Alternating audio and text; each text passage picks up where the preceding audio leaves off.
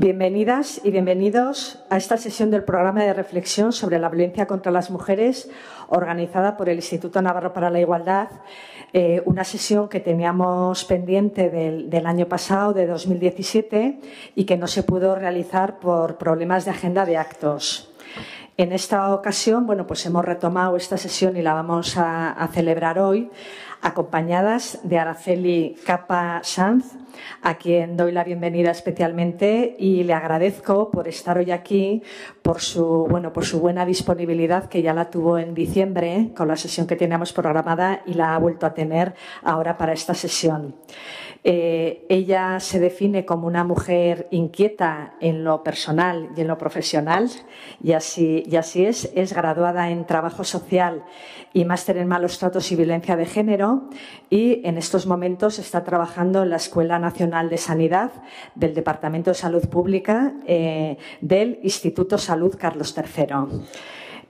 Va a hablarnos, a partir de una investigación cualitativa sobre historias de vida de diferentes mujeres, de las manifestaciones del malestar de las mujeres mayores causado por la violencia que no ha sido detectada por el sistema sanitario en los procesos normalizados de atención. Situación que Araceli, luego ya nos comentará ella misma, denomina como el impacto del silencio en mujeres que han sido medicalizadas en algún momento de su vida por este malestar. En esta sesión hemos querido abordar la especial vulnerabilidad de las mujeres mayores, pero también no queremos olvidarnos de su tremenda fortaleza y su capacidad de supervivencia como auténticas estrategas, como espejo en el que mirarnos cuando tomamos conciencia, ¿no?, de los derechos que nos corresponden y que además en muchos casos a ellas les han sido especialmente negados, ¿no?, por la época en que les ha tocado vivir. Según estudios presentados ante la ONU por GAROP, GAROP es una red de más de 115 organizaciones de todo el mundo para los derechos de las personas mayores, se observa cómo las personas mayores son tratadas de manera diferente, de forma discriminatoria.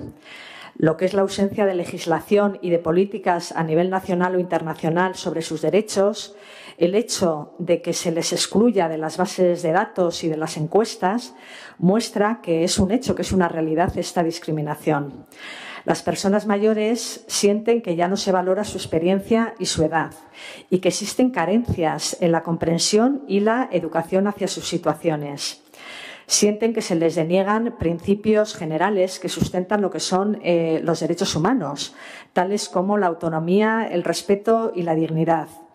Y en ese sentido reclaman, ¿no?, lo que es la no discriminación en diferentes ámbitos, como el propio ámbito de salud, en los servicios financieros, ya que, por ejemplo, no se les concede préstamos, en el empleo, ¿no?, por la dificultad de encontrar trabajo a partir ya de los 50 años, y en los derechos sobre la gestión de sus bienes. Y, como no podía ser de otra manera, a esto se le une, ¿no?, a las mujeres, específicamente a las mujeres mayores, la discriminación por el hecho de ser mujeres, con especial atención a lo que son la discriminación interseccional por otra serie de circunstancias, como es la diversidad cultural, la discapacidad, la condición física o mental, por la situación económica o el acceso a la tecnología. Las personas mayores reivindican el derecho a continuar viviendo vidas de superación y desarrollo personal, lo que es tener expectativas de futuro y asumir nuevos retos y oportunidades. En definitiva, lo que es a poder participar de forma plena y efectiva en todas las esferas de la vida, bien sea a nivel público, político, cultural, económico, familiar o social. Y destacamos aquí también, porque por algo está incluido dentro de este programa de reflexión, el derecho a vivir una vida libre de violencias, es decir, ser libre de todo tipo de violencias y abusos, lo que incluye desde la violencia física a la psicológica, pasando por todo el resto de violencias, lo que son la negligencia y el abandono. Razón por la cual desde el INAI hemos querido visibilizar esta situación y romper ese silencio. En ese sentido, pues queremos poner también nuestra mirada en el movimiento asociativo de mujeres, al cual queremos dar un papel relevante en el impulso a la participación social y política de las mujeres y a su incidencia en lo que son las políticas públicas. En Navarra, en las asociaciones de mujeres, ¿no?, que tenemos recogido, un 50% de las socias tiene una edad superior a los 65 años, lo que supone, y es un dato significativo, ¿no?, que las mujeres mayores pues tienen una gran representación en este movimiento asociativo de mujeres y que tienen un papel fundamental en lo que es agitar la vida social de los territorios en forma de colaboración, apoyo e impulso de actividades, pero también en lo que es la protesta y la reivindicación de derechos y la denuncia de la vulneración de derechos de las mujeres. Por dar algunos datos, así que nos sirvan un poco como un punto de arranque, en relación a las denuncias por violencia contra las mujeres, en el colectivo de mujeres mayores de 65 años nos encontramos que del total de las denuncias, un 2% en las denuncias del año pasado, de enero a noviembre, fueron de mujeres mayores de 65 años.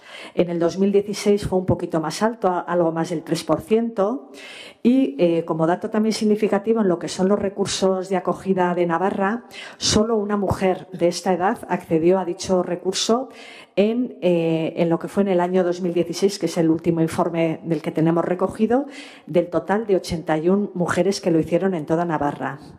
En atención primaria de salud, la cifra se sitúa en torno a un poquito más del 5% del total de mujeres atendidas por violencia contra las mujeres. Y en la valoración policial de riesgo en casos activos no llegan al 2% las mujeres mayores con respecto al total.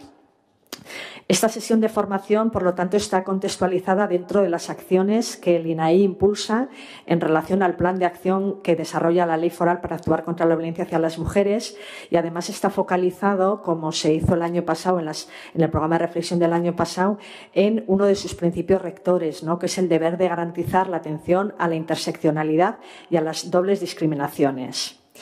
En referencia, en ese sentido, a otras medidas que deben ir de la mano, podemos hablar en estos momentos, ¿no?, de que contamos con una estrategia de empoderamiento activo y saludable de Gobierno de Navarra, en el cual participan prácticamente casi todos los departamentos del Gobierno, así como la reforma que se está llevando a cabo en el Consejo Navarro de las Personas Mayores, cuyo borrador del decreto foral se dio a conocer en las terceras jornadas de personas mayores de noviembre del 2017, en el cual también se plantea visibilizar de una forma muy explícita a las mujeres mayores.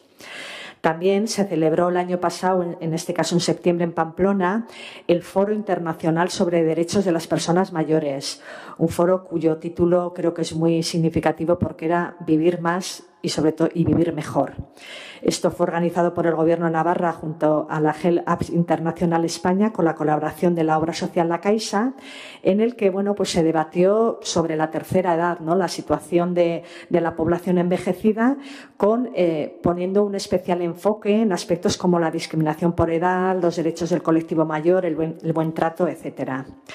En esta ocasión, a través de esta jornada de reflexión, queremos dar a conocer las situaciones silenciadas que viven las mujeres mayores que soportan violencias contra la mujer, ya que es en este contexto donde las instituciones públicas debemos garantizar que las medidas previstas en lo que es materia de violencia contra las mujeres se apliquen, ¿no?, de una forma clara y sin discriminación. Pero, sobre todo, y vuelvo a insistir, desde el profundo respeto en la idea de admirarles, ¿no?, a las mujeres mayores como expertas estrategas, supervivientes en condiciones mucho más adversas que las actuales, en ese silencio impactante para seguir siendo el soporte, ¿no?, muchas veces de las propias familias y otras veces únicamente como cuidadoras, ¿no?, de estas parejas maltratadoras a las que no se permitían abandonar ni contaban con el apoyo para ello. Y me gustaría terminar con las palabras de una mujer. Ella es Rita Levi Montalcini, que es una científica italiana. Esta mujer murió a los 103 años de edad, con lo cual acumuló a lo largo de su trayectoria muchísima experiencia. Obtuvo el Premio Nobel de Medicina y se definía a sí misma como soltera y feminista perpetua. Bueno, pues esta mujer decía que con la edad acumulas experiencia y aprendes a descartar lo que no sirve. Y termino con una frase suya que nos parece que puede ser también interesante conocer, ¿no? Ella dijo: siempre pensé que la mujer estaba destruida porque el hombre imponía su poder por la fuerza física y no por la mental. Y con la fuerza física puede ser maletero, pero no un genio. Esperando que esta sesión os suscite interés, doy paso ahora a Araceli para que comparta con nosotras su conocimiento y su experiencia en esta materia. Muchísimas gracias. Mila esker.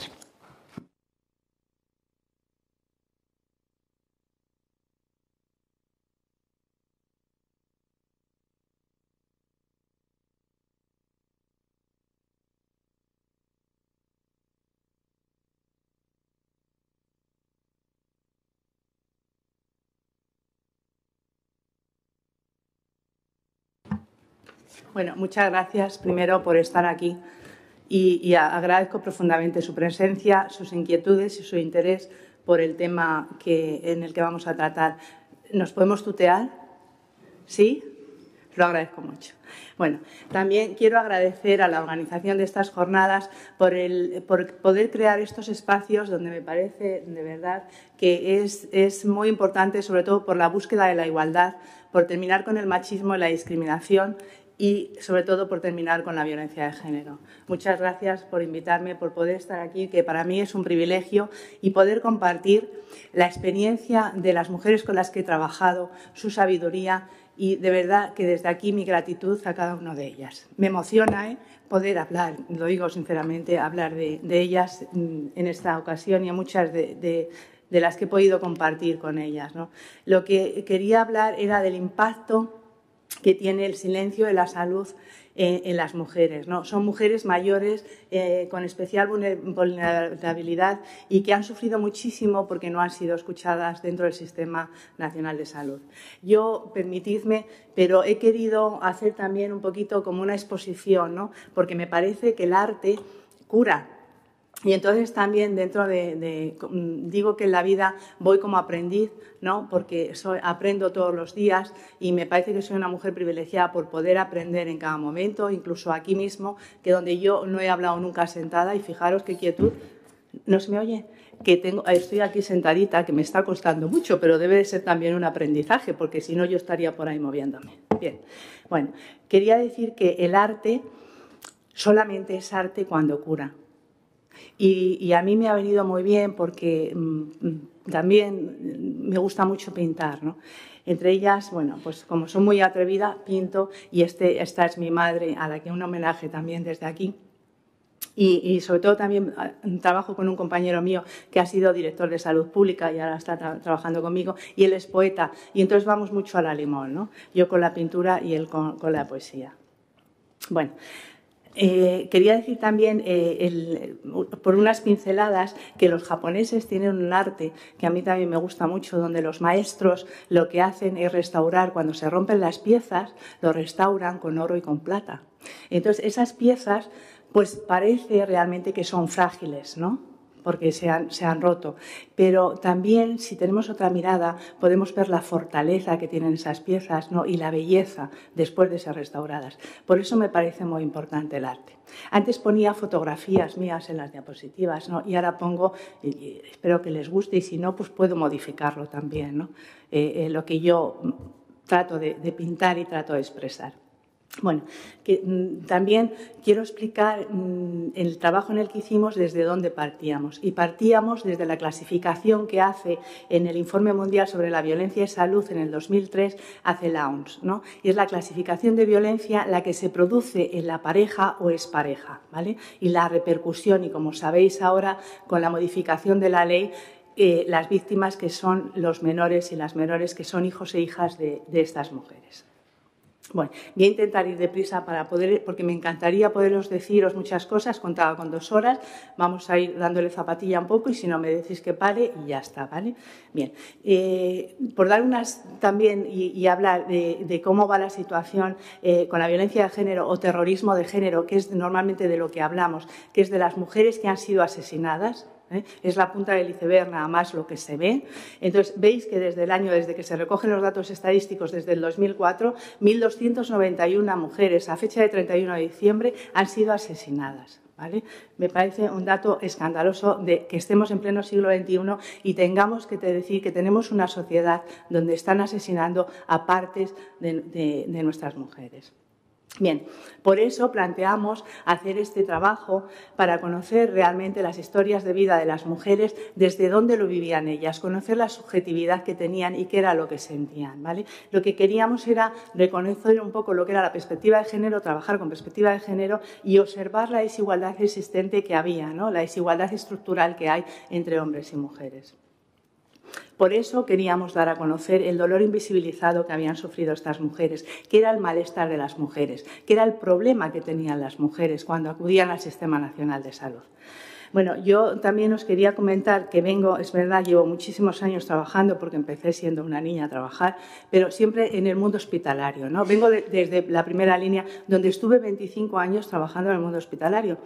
Trabajé en distintos hospitales, el Hospital del Rey, el Instituto de Salud Carlos III. Tuve la oportunidad también de moverme en el Hospital La Paz, en Ramón y Cajal, en el Clínico. Quiero decir que el mundo hospitalario sí lo he vivido, ¿no? He trabajado con personas siempre enfermas, con VIH, con jóvenes, con chicos y chicas que se morían a chorro, que me hizo también aprender mucho profesionalmente, pero sobre todo personalmente. Sabiendo desde dónde me muevo, después me pasé al mundo de la investigación sanitaria, donde no tiene absolutamente nada que ver, ¿no? En gestión pura y dura, pero que también, la decía Merche, me vino muy bien, ¿no? Y ahora estoy en la Escuela Nacional de Sanidad. Quería que supierais un poco desde dónde vengo y así, si me voy de un sitio a otro, que sepáis muy bien, que sepáis por dónde voy. Si no me decís, perdón.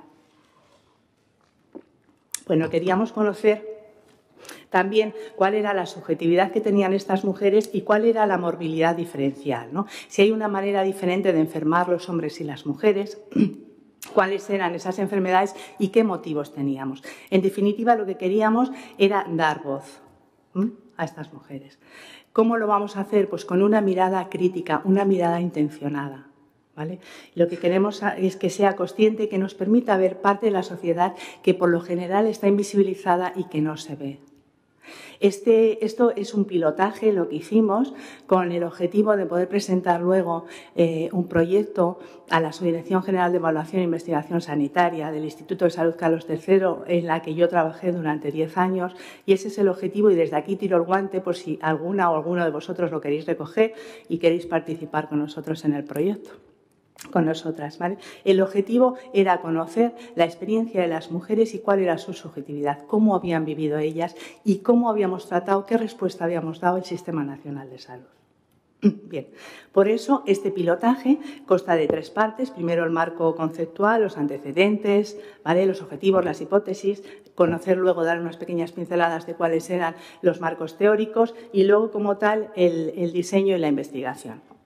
¿Por qué hacemos esto? ¿Qué nos preocupa y qué nos ocupa? Me gusta decir a mí, ¿no? Porque una cosa es que nos preocupe y otra cosa es que nos ocupe. Porque al ocuparnos es porque estamos realmente trabajando en ello, haciendo en ello. Por lo menos tenemos la inquietud de estar aquí, ¿no? Bien. Era el silencio, como os he dicho antes, y qué consecuencias había tenido en las mujeres, en su salud. ¿Por qué se invisibiliza estas demandas? Y sobre todo una de las hipótesis es porque de los 2/3 de prescripciones con psicofármacos se hace a las mujeres, 2/3 de ellos se da a las mujeres. Queríamos también preguntarnos por qué.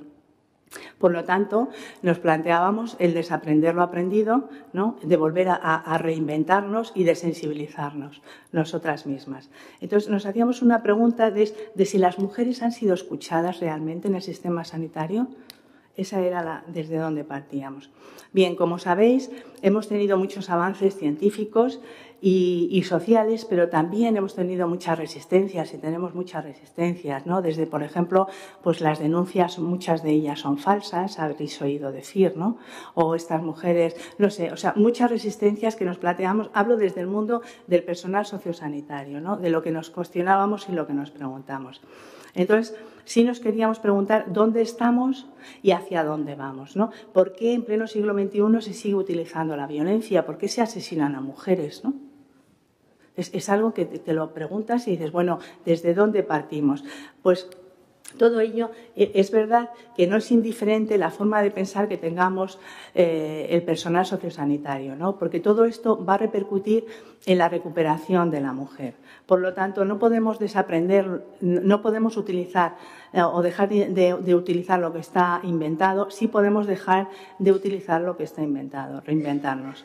Bien, quería deciros también que es muy importante, sobre todo antes de plantearnos cualquier proyecto, es primero, cuestionarnos y revisar nuestro sistema de valores. Digo como seres humanos, ¿eh? Estamos hablando aquí entre profesionales, ¿no? Pero primero nos tenemos que cuestionar cuál es nuestro sistema de valores, nuestros prejuicios, ¿no? Nuestras ideas. ¿Por qué? Porque todo esto también, el género nos atraviesa también, ¿no? a los y a las profesionales.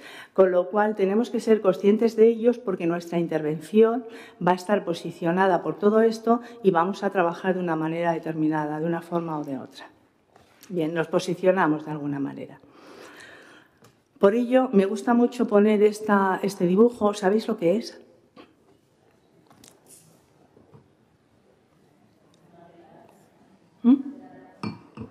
Una telaraña, que es bonita. Es muy bonita. Pero realmente es algo, me gusta decirlo porque cuando dicen, no, las mujeres pueden salir, ¿por qué no salen las mujeres de las resistencias que os decía antes, ¿no? ¿Por qué una mujer no lo deja? Pues porque realmente todo está entrelazado, son como los hilos de la araña. No es que corte un hilo y ya salgo, ¿no? La mujer está atrapada, está cautiva en estos enredos, ¿no? que es la sociedad patriarcal, con lo cual no es fácil salir, ¿no? Me gusta porque realmente cuando vi esta fotografía dije qué bonita es, ¿no? Porque bueno, luego cuando te fijas dices, ¿esto qué es? Y parecían collares al principio, ¿no? Bien. Por lo cual es muy importante saber dónde nos posicionamos nosotros y nosotras y sobre todo también saber que somos instrumentos de trabajo. O sea, cada cual en su trabajo nos llevamos a nosotras mismas y a nosotros mismos y somos el instrumento que llevamos. Es muy importante porque somos una parte y somos un proceso de cambio y también somos agentes de cambio.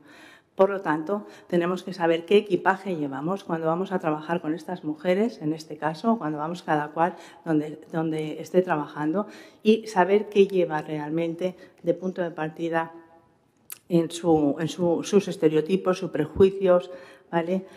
Os quería hablar también de cómo se ha normalizado. Volvemos otra vez, ¿la veis ahí bien? ¿Se ve bien? Sí, cómo se ha normalizado la violencia y como todo está entrelazado, con lo cual vuelvo a insistir en que es muy difícil salir de este enredo y de este cautiverio de las mujeres.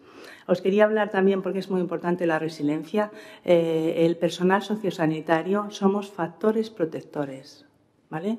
Con lo cual nos tenemos que dar, como decía una compañera mía, y decía, trabajaba en el Niño Jesús, en el cual íbamos mucho y teníamos muchas reuniones allí, decía que somos como la ballerina, que nos damos un agua y estamos otra vez como nuevas, ¿no? Pues a veces nos tenemos que dar una agüita como profesionales, como seres humanos primero, y salir como nuevas y como nuevos. Y sobre todo saber cuál es el buen trato, ¿no? y lo que puede influenciar. Voy a intentar daros un paso porque todo esto lo sabéis, pero partimos de que la violencia de género es la violencia que sufre la mujer por el mero hecho de serlo. Es un nombre nuevo, pero el drama es antiguo. Esto viene de una sociedad patriarcal y viene de siglos y siglos, ¿no? Luego, por lo tanto, es una problemática que está entroncada en un sistema de valores que es injusto y que es un instrumento de dominación y de control social. Vemos, por tanto, que la violencia contra las mujeres es un proceso y es invisible incluso para la mujer, ¿no?, que lo sufre. También que la violencia de género es un problema de salud y es un problema de salud pública por su magnitud, por la gravedad y por el impacto que tiene en los servicios sanitarios. Las mujeres no se mueren, las mujeres son asesinadas. Y vemos también que los medios de publicación, cuando dicen ha muerto una mujer ha sido asesinada. El lenguaje también es muy importante si queremos seguir luchando para conseguir la igualdad, que es la base de la violencia de género. Vemos que en el último informe que dio la Organización Mundial de la Salud en junio del 2013 decía que la violencia que sufren las mujeres la sufre un tercio de las mujeres. De estas, el 35% experimentaban violencia y de este 35%, el 30% sufría violencia por su esposo o su pareja íntima. Nos dice la ONU lo que es violencia de género. Por daros unas pinceladas de por dónde voy, si no voy más deprisilla, por si no nos da tiempo, es que la violencia de género es la manifestación de las relaciones de poder históricamente desiguales, ¿no?, entre las mujeres y los hombres. La Ley Orgánica 1/2004, una de las herramientas que tenemos en la normativa española, que es una de las más avanzadas en la perspectiva de género, nos dice que la violencia de género se manifiesta como el símbolo más brutal de la desigualdad existente en nuestra sociedad.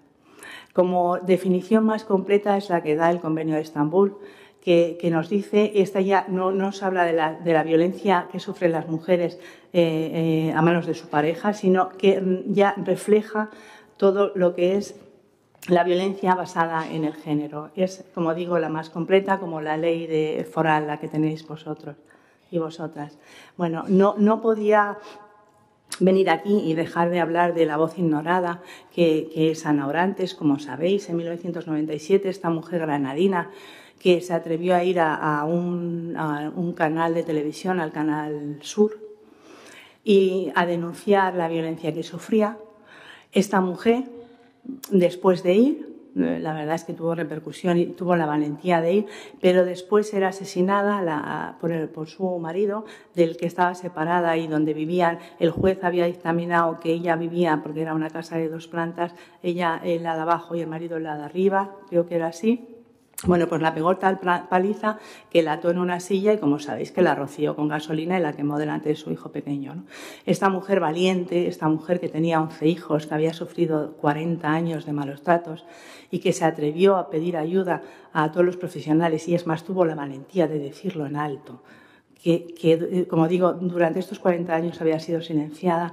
Yo digo que en todas las mujeres tendríamos que decir el nombre de todas las mujeres que han sido asesinadas, pero como no nos da tiempo, por eso, bueno, pues os doy el nombre. Me parece que se lo debemos también, ¿no? Porque con ella la percepción de la violencia en España cambió. Fue un antes y un después, ¿no? Fue el fin de la impunidad, porque fue cuando nos dimos cuenta y fuimos conscientes de que habíamos pasado de ser la violencia doméstica, la violencia que se sufría en lo privado, a pasar realmente al ámbito público.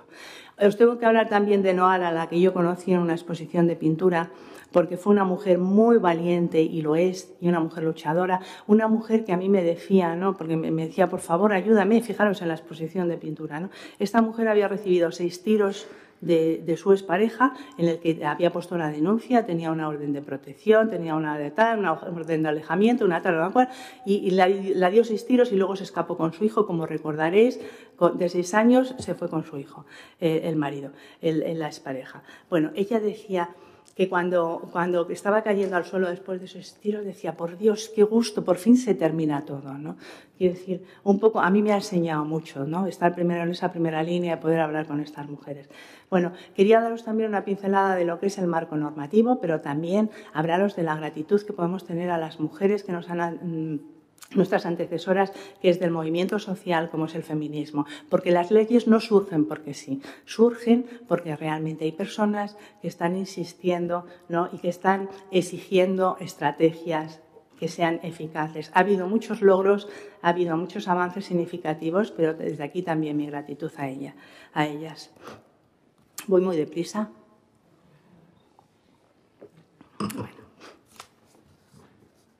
Bueno, vamos a ver. Del marco normativo estatal no os voy a hablar mucho porque lo conocéis, ¿vale? Con lo cual pasamos cuáles son las leyes, que tenemos herramientas que son muy buenas, tenemos las estrategias nacionales, tenemos el protocolo de actuación. Os hablo del mundo sanitario, que es desde donde yo vengo, ¿no? Y entonces tenemos el protocolo de actuaciones sanitarias para la violencia de género, y luego cada comunidad tiene el suyo. Os quería hablar también de los informes de violencia de género. Yo pertenezco a 2 de los grupos técnicos de la Comisión del Ministerio de Sanidad, Servicios Sociales e Igualdad, y sobre todo también os quería contar que dentro de este grupo de evaluación de actuaciones sanitarias está el programa de salud, que es de la Comisión Europea de las buenas prácticas. Es que cada comunidad presenta una actuación de buenas prácticas para que después se pueda replicar al sistema sanitario de salud. Navarra, por lo que me consta, en las últimas estrategias no ha presentado nada. Desde aquí os animo a que podáis presentar, porque estoy segura que trabajáis muy bien y que tenéis buenas prácticas para poder presentar y luego replicar en otras comunidades. Bueno, sabéis la normativa europea, una de las más importantes es el Consejo de Estambul y, sobre todo, igual en la internacional, sí quería deciros, y lo conocéis, pero también reconocer el hito histórico que fue una de las conferencias internacionales, como fue la de Beijing, porque colocó la violencia en el marco de los derechos humanos, que hasta entonces no se había colocado. En 1995 amplió el concepto de violencia y dio unas pautas para la violencia que estaba basada en el género solo por el riesgo de ser mujer. Bien, como medidas de sensibilización y detención, que tenéis la ley foral del 2015, ¿no?, la vuestra, pero sí deciros que la ley orgánica, la 1/2004, nos dice que en su título 1, en el capítulo 1, nos dice que las medidas de sensibilización y detención precoz tienen que ser en el ámbito educativo, también en el de publicidad y medios de comunicación y en el ámbito sanitario, que las administraciones educativas son las responsables de estos programas de formación y que tienen que ser programas de sensibilización y formación continuada. Por lo tanto, la Administración está obligada y nosotros y nosotras, como profesionales, también estamos obligados a formarnos. Otra de las bases y otra de las herramientas que tenemos para salir, ¿no?, para conseguir la igualdad, esta igualdad por la que todos y todas queremos conseguir, pero sobre todo la responsabilidad de formarnos. Llegamos a los marcos teóricos que teníamos, ¿no?, para presentar este pilotaje, y no todos los marcos teóricos son válidos. Yo os hablo desde mi punto de vista, pero creo no todos son válidos. Empezamos con el marco de los determinantes sociales de salud y, por ejemplo, este no nos era válido. ¿Por qué? Porque bueno, pues es bueno, pero no incluía el género como uno de los ejes de la desigualdad. Pasamos al marco conceptual de los determinantes de desigualdades sociales en salud y nos quedamos con este, porque en sus ejes de desigualdad sí incluía como eje de desigualdad el género, la clase social, la edad, la etnia y el territorio. Bueno, queríamos reflejar el marco teórico de género porque sabemos, como hemos dicho antes, que está influenciado en los derechos humanos, en el derecho a la salud, y que la salud tiene que estar en todas las políticas, porque el género es un determinante social de desigualdad, porque tiene impacto en la salud, en todas las dimensiones de la salud, y porque la violencia de género, como hemos visto, es un problema de salud pública y es la expresión máxima de desigualdad de género que existe. ¿Qué queríamos utilizar? Pues partíamos también desde el modelo biopsicosocial. Como dice Sara Velasco, nos movíamos en las tres esferas, ¿no?, en lo que son los factores biológicos, en los psicológicos, en los sociales, y luego se habla de la subjetividad. Yo últimamente he estado en la Escuela Andaluza de Granada en un curso de espiritualidad, donde me gustó muchísimo, de verdad, muchísimo, y donde yo también me atrevo a decir que no hay tres esferas, sino hay cuatro. Y la cuarta es la espiritualidad, de algo que no hablamos, ¿no?, la subjetividad. ¿Qué siente la mujer, ¿no?, cómo lo está viviendo ella? Perdonad. Por lo tanto, llegamos a preguntarnos si realmente hay sesgos de género en la atención sanitaria, si se produce desigualdad en esta atención. ¿Influyen los roles de género? Cuando estamos trabajando, tratamos igual, ¿no?, diagnosticamos igual. Y si la medicalización es la respuesta que damos desde el Sistema Nacional de Salud al malestar que nos presentan estas mujeres. Bueno, con todo ello llegamos al legado y queríamos conocer cuáles eran las expectativas que tenían estas mujeres. Las mujeres mayores donde han vivido realmente, como decíamos, con este malestar, pero que tampoco las hemos escuchado. Permitidme que dé unas pinceladas y que nos vayamos a la historia para saber desde dónde venimos y cómo estamos estructurados, cómo era esta sociedad patriarcal. Mirad, antes de Cristo, 384 años antes de Cristo, grandes pensadores y filósofos como era Aristóteles decía que la mujer puede decirse que es un hombre inferior. Rousseau nos decía también que la perversidad y la malicia de las mujeres es el agravante de su propio infortunio y la mala conducta de sus maridos. Y cuando se empezó a hablar del consenso y de que era muy importante que para la armonía en el matrimonio tenían que empezar a hablar los grandes filósofos y filósofas, entonces aunque no se conocían. Bueno, pues nos decía Kant que el consenso no se lleva a la armonía del matrimonio, no lleva a una armonía, sino que es una de las causas de discordia. Bien, partiendo de aquí, o sea, estoy diciendo, vamos a hacer este viaje un poquito en la historia, llegamos a 1944 y en una de las revistas, yo cuando leía esto, bueno, pues decíamos, bueno, que tampoco, ¿no? Hace mucho decía de la mujer que tiene un eterno deseo de encontrar a quien someterse. Bueno, pues con todo esto vemos qué roles y estereotipos de género tenemos. Esto ya lo sabéis, con lo cual, bueno, sabemos que a la mujer siempre se le ha dado los mandatos de género en el mundo privado y al hombre en el público. ¿Cuáles son los estereotipos? El hombre, la razón, la mujer, la intuición, con lo cual a la mujer se la ha llevado al ámbito privado y al mundo de los cuidados. ¿Por qué? Porque la mujer tiene que ser, y nos han enseñado, a ser cuerpos para otros, a gustar desde pequeñitas a otros, ¿no? A ser buenas y también estar buenas y parecerlo, a aprender a estar solas, digo yo, ¿no? Tendríamos que aprender a estar solas, tendríamos que ser la media naranja o el medio limón, y nos movíamos entre la tradición y la modernidad, con la tensión y la culpabilidad que eso tienen. Esa, por ejemplo, es mi generación, donde teníamos que ser las mejores absolutamente en todo, ¿no? Cuando eso es imposible, y eso es mentira, no podemos ser una supermujer absolutamente la mejor en todo, ¿no? No. Bueno. Pero también es importante pensar qué mandatos de género les dábamos a los hombres, porque los hombres también han sido socializados y tienen que llevar el control y el poder sobre los demás con autosuficiencia. Los hombres no pueden llorar, ¿no? Son mandatos que se dan en este proceso de socialización que también les causa frustración, riesgo y temor. Pero esto sería para hablarlo en otra clase. Sí quería deciros lo que es una persona. Para mí me gustó mucho esta definición porque es un ser complejo, dinámico, único y en relación, ¿no? Partiendo de esto, me gusta mucho esta frase donde dice nadie nace odiando a otra persona, ¿no? Quiero decir, es parar un poco y pensar, ir haciéndonos todas estas preguntas. ¿Qué pasa si cuando nacemos no nacemos odiando, ¿no? ¿Qué hacemos entonces después? Nos dice que ningún ser humano nace con impulsos violentos y que nadie se vuelve cruel sin antes tomarse el tiempo necesario para aprenderlo. Bueno, llegamos al pilotaje, que es esta investigación cualitativa, donde el objetivo general, como he dicho antes, era conocer las manifestaciones del malestar que tenían estas mujeres, conocer sus vivencias y qué respuesta le habíamos dado. Son mujeres que reescriben su propia historia. Primero hicimos una revisión bibliográfica en las bases de datos de las ciencias de la salud. ¿Voy muy deprisa? ¿Voy deprisa? Muy bien. Bueno, lo hicimos en el PubMed, en el IBED y otras fuentes como el Ministerio de Sanidad e Igualdad, en el Instituto Nacional de Estadística, en las redes temáticas, en el repositorio Cielo.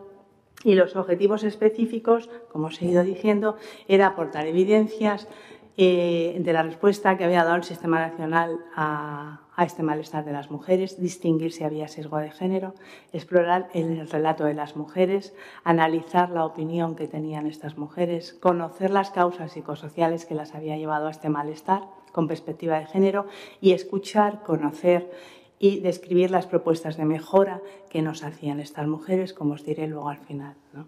Y que realmente esa era la intención, ¿no? La humilde intención de traeros la voz de estas mujeres. Este pilotaje se hicieron 18 entrevistas, o sea, eran 6 mujeres mayores. Se hicieron 3 entrevistas a cada una de estas mujeres La selección y el tamaño de la muestra se hizo con intencional y teórico hasta el punto de saturación. La participación fue real y efectiva para incorporar su voz y sus opiniones. Los criterios de segmentación fue la edad y mujeres que estuvieran medicalizadas. Las variables que introducimos en el pilotaje, el emplazamiento, era, como os he dicho, estas mujeres que habían sufrido malestar en Castilla y León y Madrid.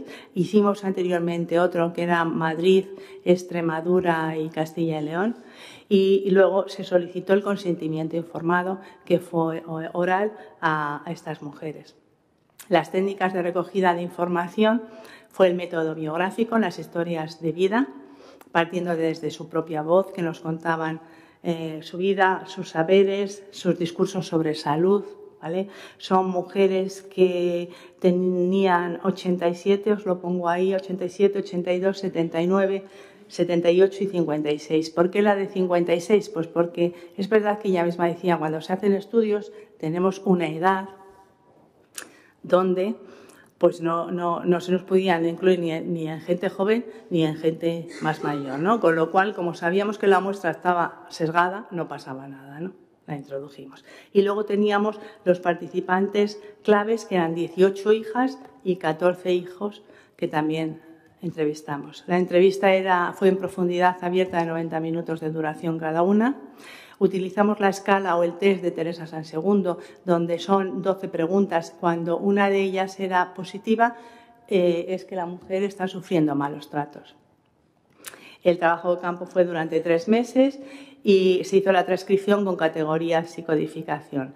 Este pilotaje tuvo fortalezas, como las herramientas, como os he dicho antes, la normativa española, ¿vale? Pero también tuvo sus limitaciones, y las limitaciones, bueno, pues era, como fortalezas conocer el medio, porque conocíamos mucho el medio, pero como limitaciones era el sesgo de la muestra, porque no están contempladas todas las mujeres en la muestra, con lo cual está sesgada, ¿no? No puede ser, pero bueno, como lo que pretendíamos era dar voz, ¿no?, a estas mujeres. Esta es la escala de detención que se hacía, y os digo que como también entrevistábamos a los hijos y a las hijas, yo recuerdo que una hija me decía, madre mía, pero si es que son las 12, ¿no? Las 12. Bueno, pues la mujer solamente señaló una, por señalarla, pero realmente no era consciente de que había sufrido malos tratos y tiene 82 años, ¿no? No es consciente. Primero por el olvido, porque no ha sido escuchada, como luego veremos, ni ha sido escuchada ni diagnosticada. Ha sido invisibilizada, revictimizada.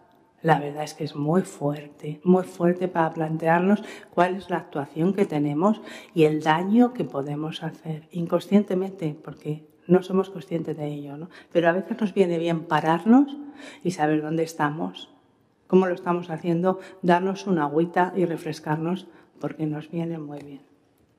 Bueno, los resultados de estas mujeres, como habéis visto, y ahora os diré, no se había detectado ni diagnosticado, tenían un daño emocional, habían sufrido una quiebra de su proyecto de vida, habían sentido miedo, pero realmente muchas no eran conscientes de estos malos tratos. Pero sí que es verdad que no son víctimas, no lo son. Son valientes supervivientes porque han estado utilizando estrategias constantemente, ¿no? Estrategias incluso sin ser conscientes de que estaban sufriendo estos malos tratos. Bien, por tanto, todas estas mujeres habían sido medicalizadas. E incluso una había utilizado sustancias, como había sido el alcohol, durante muchos años, y no se le había hecho caso absolutamente para nada, ni se le había preguntado nunca nada. Es fuerte, ¿eh? Es fuerte. Yo he llorado mucho, de verdad, luego planteándome esto, porque yo digo, es que ni yo misma he sido consciente, ¿no? Muchas veces. Pues no, pues a lo mejor vamos, ¿no?, así con un poco de prisa, que no nos paramos realmente de dónde nos posicionamos y cómo nos posicionamos. Bueno, estas mujeres han sufrido estrategias destructivas de control y de dominio absolutamente todas. Desde su dignidad, que ha sido quebrada, ¿vale?, sin ser consciente, porque la violencia está tan normalizada que es como os he dicho antes, ¿no? No han sido conscientes. Os quería decir, estas mujeres que decíamos que nos movemos en los modelos de transición, si no estamos en los modelos de transición, pero están en el modelo tradicional, donde realmente no se ha avanzado ahí para nada, donde Sara Velasco, me parece que si la conocéis, nos habla de los modelos de género. Bueno, os quería... ¿Vamos bien de tiempo? A ver.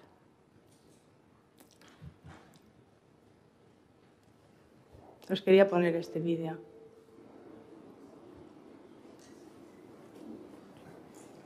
¿Se ve? ¿Apagamos la luz? Acércate. Uy, qué alto está, ¿no? Acércate más, carajo. ¿Cómo lo pongo más bajo? Mira. No te vas a nunca. ¿Me entiendes? Mira bien a regular. No te vas a nunca. ¿Me entiendes? Ay, que lo quiero poner más bajo, perdona, no puedo. Eso es un cabrón. No digas eso. O los médicos son unos cabrones. Dicen por uno lo que le da la gana.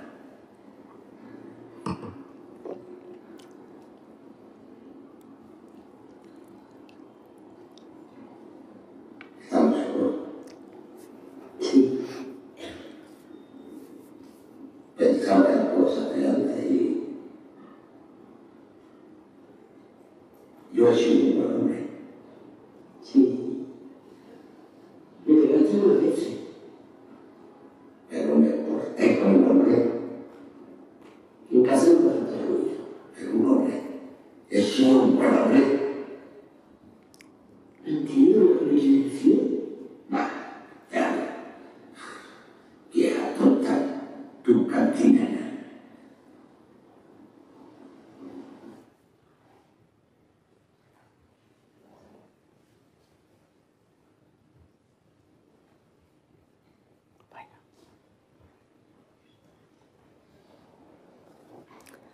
Bueno, quería deciros, cuando yo vi esta película, realmente me parecía, de verdad, yo en el hospital esto lo he oído muchísimo y lo he visto muchas veces, donde está tan normalizado, ¿no?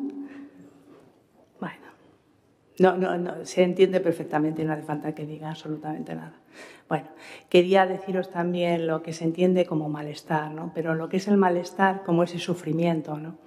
Que a veces aparece durante un acontecimiento vital, y como es la muerte de alguien, o como es la pérdida de un trabajo, o bueno, son respuestas emocionales que son legítimas, ¿no? Que esos son los duelos, que hay que pasarlos y donde no pasa absolutamente nada, pero donde estamos en un momento donde quizá nos tendríamos que preguntar qué pasa con la industria farmacéutica. Si me oyen decir esto, pues a lo mejor no lo sé, pero yo me lo pregunto, ¿no? ¿Qué pasa realmente donde se está medicalizando hasta la fealdad, ¿no? Es que se medicaliza absolutamente todo, ¿no? Y bueno, también nos tenemos que cuestionar, y como estos son espacios donde tenemos que pensar un poquito, es pensar dónde estamos y por qué se medicaliza absolutamente todo, cuando realmente, bueno, no es el caso. Esto sería otro tema, pero sí cuestionarnos qué está pasando y por qué se medicaliza, ¿no?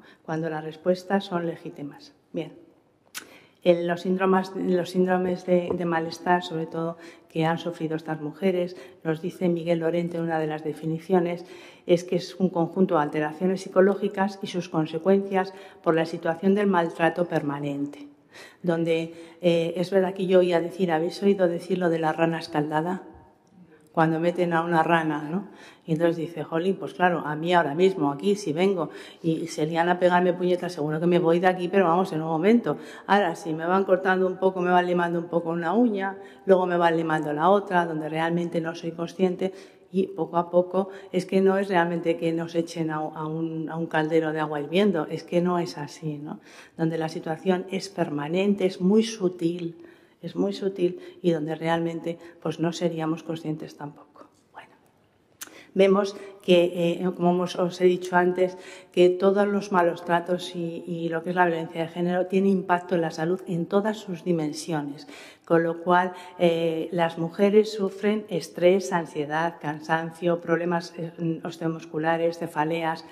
Todo esto que sufren y que, dice Alicia Miller, tiene un libro muy bonito que nos dice que todos los malestares, que el cuerpo también lo incorporamos al cuerpo, ¿no? El cuerpo habla y el cuerpo habla también con malestares y con enfermedades, ¿no? Es una manera de decirnos muchas cosas, ¿no? Y todo esto nos cuestionábamos por qué se medicaliza también, ¿no? Bueno, pues ahora queremos conocer cuál es la salud autopercibida que tenían las mujeres, como os he dicho antes, en las 4 esferas. Bien. Nos dice la encuesta, la de salud de las mujeres en el año 2015, cómo invisibiliza la salud de las mujeres, ¿no? Y queríamos conocer qué síntomas habían tenido estas mujeres durante el último año. Bueno, pues aquí se refleja también muy bien que las mujeres maltratadas, como veis, habían sufrido ansiedad o angustia en un 53%. Las mujeres que no habían sufrido malos tratos, veis que la incidencia es mucho más baja, un 29,5%. En todas, la tristeza no valía para nada. En las mujeres que habían sido maltratadas, el porcentaje es muchísimo más alto. Vemos también, y nos llamaba la atención, que los hombres refieren dolor o molestias, un 18%, y las mujeres, un 13,4% más, referían que sentían y que habían sufrido dolencias o molestias. La percepción de la salud, vemos las mujeres maltratadas, buena es 55,9%, y las mujeres que no habían sufrido malos tratos, como veis, la percepción que tienen es mucho más alta. Referente al estudio, al pilotaje, esto os quería comentar, la percepción que tenían las mujeres de maltratar, de sufrir malos tratos, pues nos dice, mira, esta era la que yo os decía, que las hijas nos decían que tenía todos los ítems de la encuesta, del test que os he enseñado antes. Ella dice, muy maltratada no, solo que no se preocupaba de la casa, ¿no? O, por ejemplo, es muy machista, pero por lo demás no. Él manda absolutamente en todo, él tiene el dinero, dónde vas a ir, o sea, pero por lo demás no. Esta vez decía, pero no me pega, ¿no? Tenía 2 caras, pero no me pega. Nos echaba de casa por la noche y nos teníamos que ir. Esta mujer me recordaba lo que os he dicho antes del caso de Ana Orantes, que Ana Orantes tenía 11 hijos, esta mujer tiene 12, y realmente ella me decía que si ella no ha sido asesinada, ha sido porque no denunció. Si ella se hubiese marchado de casa, sería una de las mujeres de las que contamos en las estadísticas, ¿no? Bueno, pues, también dice, me sentía a ver, si no me gustaba sentir. Esta es otra, me parece que me la he pasado, ¿no? Sí. Dice, me callaba porque en lugar de darme 2, me daba 1. Son las estrategias que yo digo, por eso digo mujeres supervivientes, porque realmente, bueno, ellas buscaban la manera de minimizar todos estos golpes y todos estos malos tratos. Referente a la salud autopercibida, ellas todas referían, ¿no? Hasta el punto de la saturación, referían que les hubiese gustado tener ayuda, ¿no?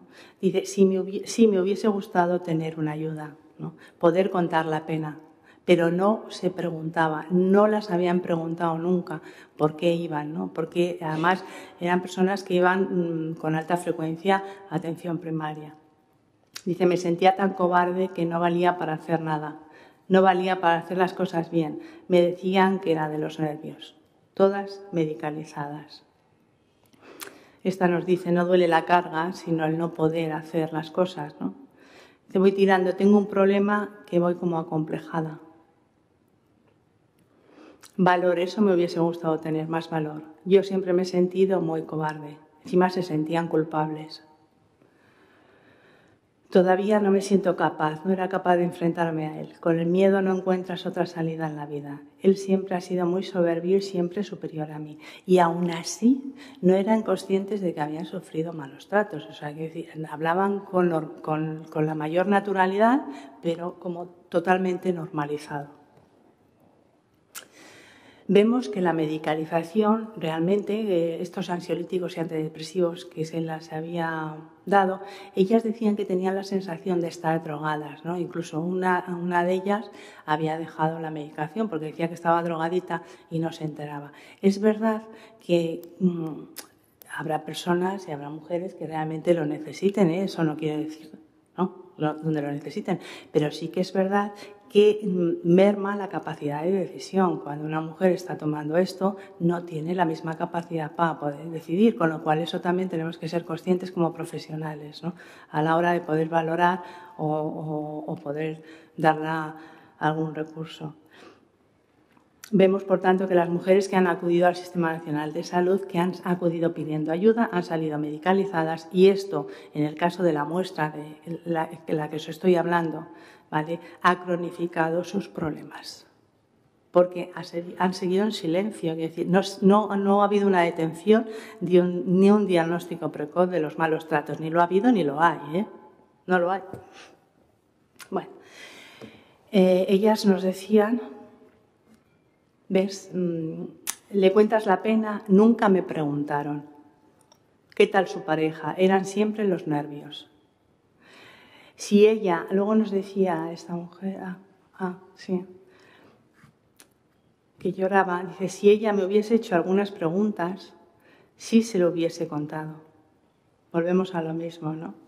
Esta es la mujer, dice, yo he dejado de tomar las pastillas, no quería estar dormida. Ahora dice, ¿cómo voy a dejar las pastillas? Ahora no las puedo dejar, ¿no? Ahora las tengo que tomar. Era una cronificación y un problema más añadido, ¿no? La dependencia también ahora de la medicación. Sigo con las pastillas para dormir, pero no me preguntan nada. Yo, no me veo muy bien y cuando voy al médico me siguen mandando. Dice, lo necesitas. Me mandó para estar más tranquila las pastillas por la mañana y las pastillas por la noche, pero sin una sola pregunta. Son mujeres que, como os he dicho antes, han tenido una ruptura en su proyecto de vida. Dice, no llegó a ponerme la mano encima, ¿no? Bueno, la libertad es lo más bonito que hay. De jóvenes nos reíamos mucho. Son mujeres que, aunque es verdad que su proyecto de vida se ha roto, pero están reescribiendo sus propias vidas y donde siguen teniendo sus sueños. Sí quería deciros mi gratitud a ellas, porque yo siempre digo que lo más importante de todo es vivir en el presente. Y donde lo único que importa es el presente, ¿no? Ni el pasado ni el futuro, es el presente. Y tengo esa filosofía de vida. Y para mí fue un poco un dilema ético, de si yo tenía derecho a hacerlas vivir a estas mujeres y hacerlas volver a su pasado, ¿no? Ese fue... Me cuestionó y me costó mucho, ¿no? Me costó mucho y me lo sigo haciendo. Es verdad que para mí estoy muy agradecida porque, bueno, pues me dejaron su linterna, me dejaron pasear con ellas en su dolor, ¿no? Pero ¿hasta qué punto yo tenía derecho a hacerlas volver al pasado? Y estas mujeres valientemente volvieron al pasado, ¿eh? Es muy fuerte. Incluso, bueno, pues durante las entrevistas sí que os decía esta mujer que había sido medicalizada y que había sufrido también otro consumo de sustancias, pues había un momento donde sabes perfectamente en la entrevista que tienes que parar porque no quería, no era consciente ni tampoco creo, bueno, que tiene también su derecho a decidir eso, ¿no? Bueno, eso os hablaba de mis propios dilemas en voz alta. Son mujeres que habían sufrido el abandono de sí mismas, son mujeres cuidadoras. Es una generación de mujeres totalmente que se las ha dado el imperativo real de ser mujeres cuidadoras. Y cuando se va a atención primaria, no sé si habréis podido observar, incluso va, por ejemplo, este vídeo que os he enseñado, cuando va el hombre a la consulta médica y la acompaña la mujer, evidentemente. Cuando se da el diagnóstico, cuando se va a dar las recetas, no sé si os habrá pasado, pero yo eso también me lo he planteado mucho. es que se dice, está el hombre y la mujer sentada y en lugar de dirigirse al hombre, que es al que se tiene que dirigir, se tiene usted que tomar tal, se dirige a la mujer y le dicen que se tiene que tomar esto, por la mañana se tiene que tomar un caldito o un zumo y el mensaje se los damos, es decir, otra carga más. Y yo eso, de verdad, que muchas veces me he preguntado, digo, pero no somos conscientes de esto, ¿no? Y si observamos, porque tenemos que observar un poquito así en despacito y a veces callada, porque yo os contaba, no os he contado, que cuando yo trabajaba con personas enfermas de SIDA, trabajé en un proyecto europeo donde venían los chavales y las chavalas menos, eran más chicos, pero donde rompimos absolutamente con todo y quitamos la mesa que teníamos en la consulta y pusimos una mesa camilla. Pusimos una mesa camilla con un frigorífico donde venían, se tomaban un café, les dábamos el diagnóstico del resultado, que normalmente era positivo, pero rompíamos y nos quitamos la bata. Bueno, pues éramos un poco un grano, ¿dónde os voy a decir yo que éramos un grano? Pero, hombre, no es que nos quisieran mal, es que éramos un poco, bueno, como las locas estas del counseling, ¿no? Que nos decían, y estas dónde van y sin bata, ¿no? Pero era intentar minimizar todo eso y salirnos un poco, porque, bueno, eso también es otro tema, pero también condiciona mucho incluso esto mismo donde estamos, ¿no? Por eso a lo mejor el aprendizaje mío de hoy era estar aquí sentada, que de verdad que si no estaría moviéndome por ahí, pero estar un poco a la misma altura, ¿no? Yo conocí un médico también en Granada, donde él dice que su consulta, cuando va a su consulta, se descalza. Se pone unas calzas, pero se quita los zapatos. Y dije, jolín, qué grande, ¿no? Qué grande, porque la vida está hecha de detalles donde no nos damos cuenta, pero bueno, quiero decir que una atención así es mucho más valiosa porque estamos siempre en el presente. Porque a veces, incluso cuando se va, es verdad, a una consulta y está... Vamos a ver, partimos de que os he dicho que somos instrumentos en nuestro trabajo y también a los instrumentos hay que cuidar, ¿no? Y la administración tiene que cuidar, evidentemente. En una consulta donde tienen que ver a un montón de personas, no digo pacientes porque yo en otra etapa de mi vida siempre dije que pacientes, ¿no? Porque paciente es el que aguanta, ¿no? El que tal, y entonces, bueno... Tampoco ahí tuvimos ningún éxito, He trabajado en atención al cliente y los carteles de atención al cliente o a la clienta, como en este caso decía, se quitó porque es atención al paciente. Bueno, como perdimos esa batalla, a veces pues no se puede nadar contracorriente y hay que intentar, es verdad, Esto os digo, donde yo siempre a veces nadaba contracorriente y lo único que hacía era agotarme y no conseguir absolutamente nada. Luego, por lo tanto, también es importante, y a mí estas mujeres me han enseñado que las estrategias que tenemos que tener dentro de nuestro trabajo y en nuestro trabajo, pues a veces no es nadar contracorriente porque no vamos a conseguir, sino, bueno, pues ir dando algunas pinceladas o ir nadando poquito a poco, pero al lado de la orilla, por ejemplo, donde no nos vayamos a ahogar, donde nosotros también y nosotras tenemos que buscar estas estrategias. Bueno, os decía que me he salido del tema, pero dice, me creo que no valgo para nada, ¿no? Decía una de ellas. Dice, él siempre se ha creído que era más que yo. Yo no pintaba nada. Luego, estas mujeres también tenían una dependencia económica. Son mujeres en esta generación donde su trabajo lo han desempeñado en el hogar, ¿no? No tienen ahora recursos económicos ni una prestación económica, ¿no? Una pensión contributiva, no la tienen, con lo cual es doble dependencia porque dependen totalmente de él. Era el vídeo que veíamos. Siguen totalmente cuidando al maltratador. Y donde lo vemos tan normalizado en los hospitales, yo de verdad que los hospitales, pero muchísimo, han sido muchos años. Y la cuidadora, pues la mujer. Bueno, luego, por ejemplo, esta nos decía que no le daba nada. Hoy cuando le daba unos 50 euros a la semana y decía, con esto tienes que tener. Y si no tenía suficiente dinero, pues es que no se administraba bien. No sé, me pasa. Bueno.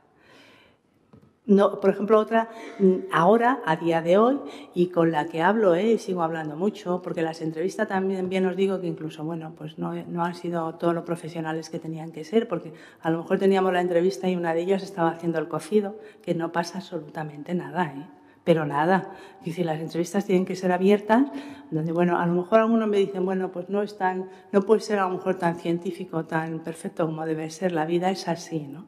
Y como así, pues la tenemos que tomar. Y además a mí me parece también de quitarnos, por ejemplo, cuando a mí me impactó que se quitara los zapatos, ¿no? Bueno, pues yo hacía las entrevistas haciendo el cocido, la mujer tan divinamente. Bueno. Como os he dicho, tenía la dependencia económica y el miedo, ¿no? Cuando no se tienen recursos económicos es otro de los hilos que os he dicho que es muy difícil de salir. O sea, no vengamos con tonterías de decir, mira, no, cuando no hay recursos económicos es más difícil todavía y la mujer es mucho más vulnerable. Bien. Son mujeres que han sufrido pobreza energética. Por ejemplo, una de ellas, donde estaba tan normalizado, donde nadie sabía que estaba sufriendo estos malos tratos, pasaba frío en su casa, porque no podía encender la calefacción. Incluso mucha gente, y a mí me ha dicho, por ejemplo, en Madrid se van, donde yo trabajo, en el Instituto de Salud Carlos III, muy cerquita, queda un centro comercial muy cerca, y donde se van para no pasar frío, ¿no? Porque es una manera de no gastar en su casa. Bueno, la valoración que hacen del Sistema Nacional de Salud es que les hubiese gustado hablar con alguien, que querían hablar con alguien, eso no me lo preguntaban. No me he sentido comprendido. Esta mujer que había sufrido malos tratos, que ni ella misma era consciente, porque estaba también normalizado. Esta mujer donde realmente luego tuvo una consulta de psicología. Y cuando fue con sus 80 años a la consulta de psicología, le dijeron que a qué iba allí. Era una mujer que había tenido 7 hijos, donde no pasaba absolutamente nada y donde salió, y eso de verdad que doy fe, que no tardó 5 minutos en salir de la consulta. Yo os lo juro que no me lo creía. Yo era nadar un poco contra corriente, pero es que no me lo creía. Es verdad que hay muy buenas actuaciones, porque las hay. Pero si alguna vez nos equivocamos, tampoco pasa nada por decirlo, ¿no? Vamos, que nadie es perfecto en esta vida. Donde esta mujer se la volvió otra vez a revictimizar. Donde yo de verdad que la insistía que en la consulta de psicología la iba a venir fenomenal, porque iba a poder hablar y tal. Pues ¿cuál fue mi sorpresa? Que pues eso tuvo. Esa respuesta tuvo. Dice, nunca me hicieron mucho caso. Como eran los nervios, pues ya está. Todo el mundo lo sabía y nadie hacía nada. Bueno, yo os quería dar también unas pequeñas pinceladas de lo que es las heridas emocionales también en menores, ¿no? Donde son estos hijos e hijas, como os he dicho, que fueron en total 32 entrevistados, no, porque es el umbral de la visibilidad y el umbral de la tolerancia, y como eso nos hace mucho daño como seres humanos, ¿no? A veces como que lo apartamos y no lo queremos mirar.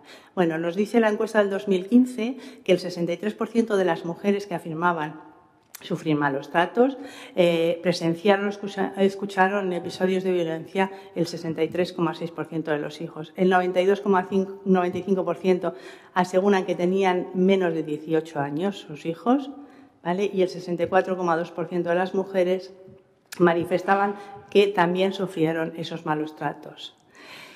Esto, como os he dicho, como entre tanto y tanto, yo pinto porque de verdad que me sirve como de... como el agüita de la ballerina o como un respiro, ¿no? También para esto, ¿no? Y es sobre todo este buen trato y esta resiliencia que tienen estos menores. Bueno, sabéis que la ley de protección jurídica del menor ha sido modificada en el 2015, creo en julio del 2015, y donde ya se considera víctimas a estos hijos e hijas, porque hasta entonces eran solamente... anteriormente nada, no importaba, invisibilizados totalmente, pasaron de testigos a ser víctimas. Es de verdad, muy doloroso hablar que en pleno siglo XXI, desde el 2006 que se recogen las cifras, han sido 64 menores asesinados.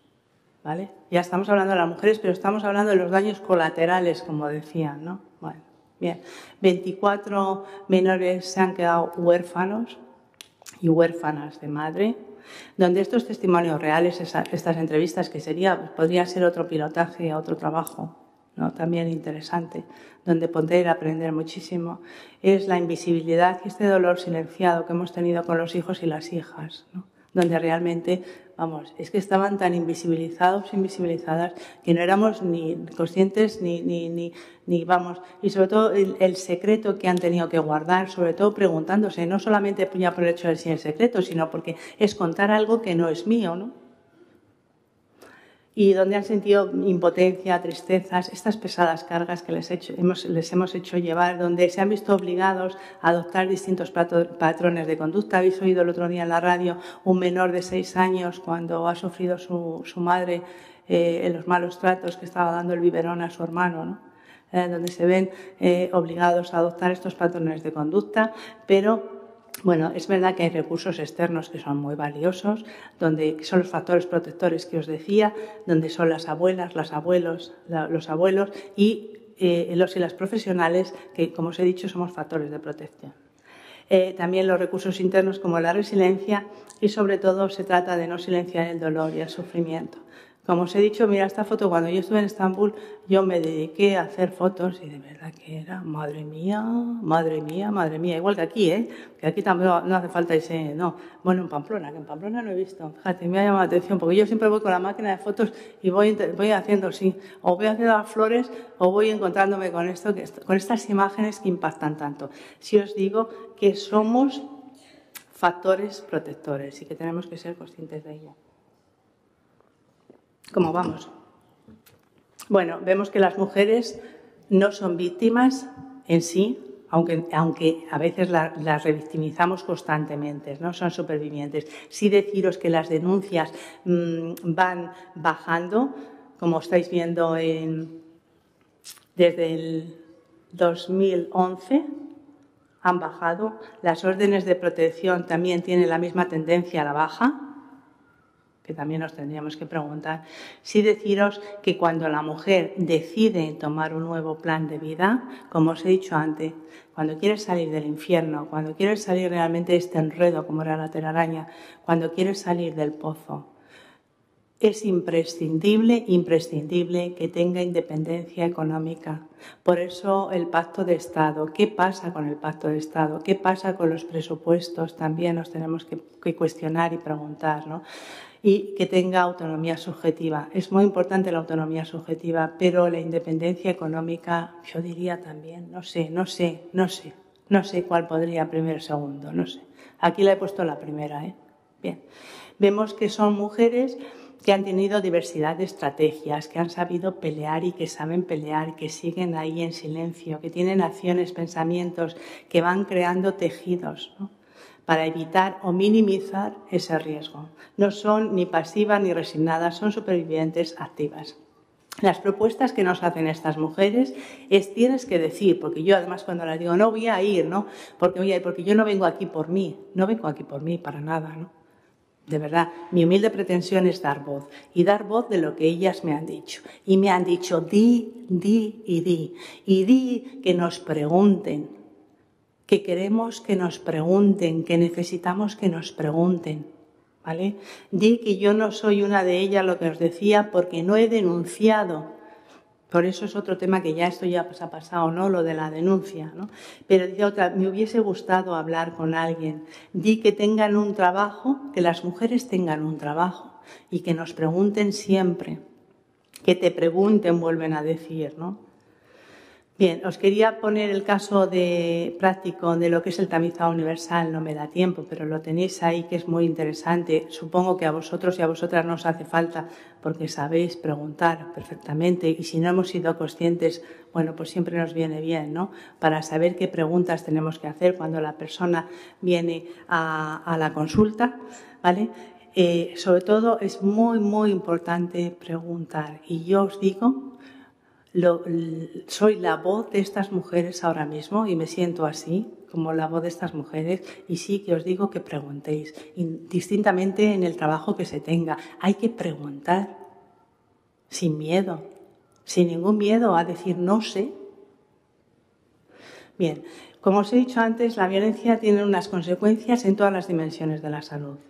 Las que conocemos son las de la punta del iceberg, que son las consecuencias físicas. ¿Por qué? Porque cuando la mujer viene al Sistema Nacional de Salud, es porque la intervención existente son a las lesiones físicas. Es lo que se ve, o bien porque han sido asesinadas o porque las han pegado esa paliza. Pero la psicológica, la sexual reproductiva, la social y la económica, eso es lo que está totalmente invisibilizado. Bien. ¿Qué pasa entonces? Que tenemos ahora en el Sistema Nacional de Salud nuevos retos. Y tenemos nuevos retos, ¿por qué? Pues porque tenemos que hacer prevención y una detención precoz en los servicios sanitarios. Y donde somos parte privilegiada. ¿Por qué? Porque siempre dicen que en el último año hay estudios donde la mujer que sufre malos tratos, el 100% acude a atención primaria. Con lo cual, son mujeres, además, que tienen una alta frecuentación, ¿vale? Que acuden muchas veces a las consultas de atención primaria y realmente, si son mujeres que tienen una alta frecuentación, se diagnostican los malos tratos. Por lo tanto, tenemos que estar siempre en alerta, preguntar, y me posiciono y os digo claramente mi posición, es de utilizar el tamizado. ¿No? El tamizado o el cribado universal, como dice la OMS. La OMS propone que se pregunte a todas las niñas cuando vienen a partir de 14 años que se pregunte. Es verdad que os podéis encontrar con profesionales que dicen que no, porque es entrar en el mundo privado, Bueno, yo me posiciono ahora mismo y como no me importa posicionarme, bueno, pues ya está, se aprende de todo y si algún día no me tengo que posicionar, pues diré, pues mira que no, ¿no? Pero ahora mismo creo que es muy importante utilizar el cribado universal, el tamizado universal y preguntar. La actuación sanitaria ante la violencia de género, me parece que tampoco sabéis, ¿no? ¿Quién trabaja en atención primaria? Bueno, lo conocéis, ¿no? Cuando una mujer acude y en hospitales. ¿No? Bueno, la primera visita, como sabéis, es abrir la historia clínica, es preguntar, ¿vale? Tanto si manifiesta malos tratos como si no. Se archiva, se pone en la historia y ya está. Vemos que la búsqueda de indicadores de sospecha tiene que ser activa siempre, ¿no? Buscar siempre estos indicadores. Si no hay indicadores de sospecha no pasa absolutamente nada y si los hay ya sí que se investiga y se incluye, como lo veis, se hace una valoración de riesgo si no tiene peligro o si lo tiene. El plan de intervención tiene que ser con los indicadores de sospecha. Vemos, por tanto, que la reorganización con los servicios sociales y sanitarios tienen que ir también de la mano y que la coordinación tiene que ser constante. ¿Por qué no se pregunta en el Sistema Nacional de Salud? Pues es como os he dicho antes, pues por el posible temor que se tenga a invadir la intimidad personal, ¿no? Puede ser, ¿no? No tengo derecho. ¿Yo qué derecho tengo a preguntar? ¿No? Puede ser. Tampoco no tiene por qué ser mala, ¿no? No sentirse también con la suficiente formación como para después dar una respuesta, ¿no? Si pregunto y luego me va a decir no sé qué hacer con todo esto, pues como, bueno. También es verdad que dicen de que puede ser también por una inseguridad, por tener dudas de la veracidad, ¿eh? También hay veces que dicen, bueno, esto es mentira lo que me está contando, pero ¿qué dice? No creerlo, que también puede ser, ¿no? O bien tener poco tiempo en la consulta, porque esto también pasa, donde realmente, bueno, pues no les da tiempo. Por eso os decía también de cuidar al personal.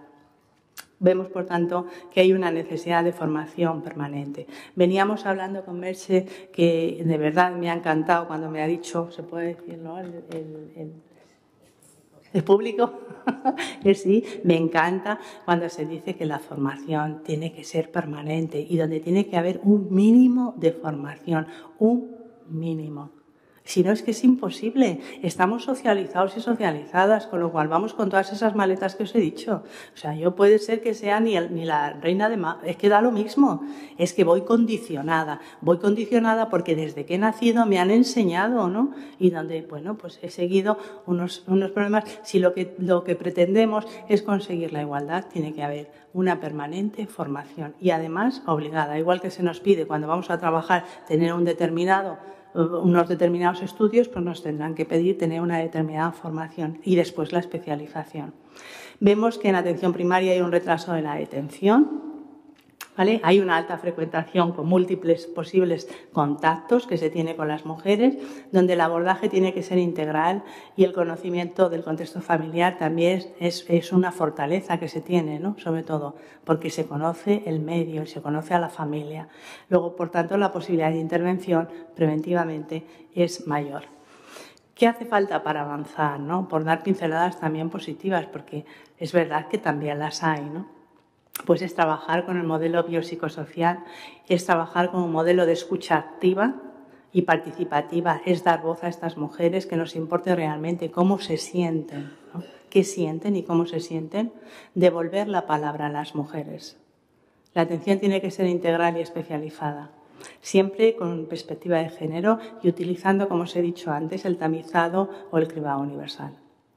Conocer y mejorar los indicadores indirectos del malestar, ¿no? Porque las mujeres acuden más a las consultas, porque hay un policonsumo de fármacos y psicofármacos y sobre todo este malestar o la insatisfacción. Dice, ¿qué hacemos en el sistema con el sufrimiento, ¿no? Si la detención es precoz, ¿qué hacemos? Bueno, pues es verdad que hay muchísima gente, y me consta, de verdad, me consta, que trabaja fenomenal y que trabaja muy, muy bien, que trabaja con plena consciencia, y con plena consciencia como es la escucha activa, que trabaja con compasión, y la compasión no lo digo como pena, la compasión la digo como empatía, y es algo que es una maravilla, trabajar con empatía.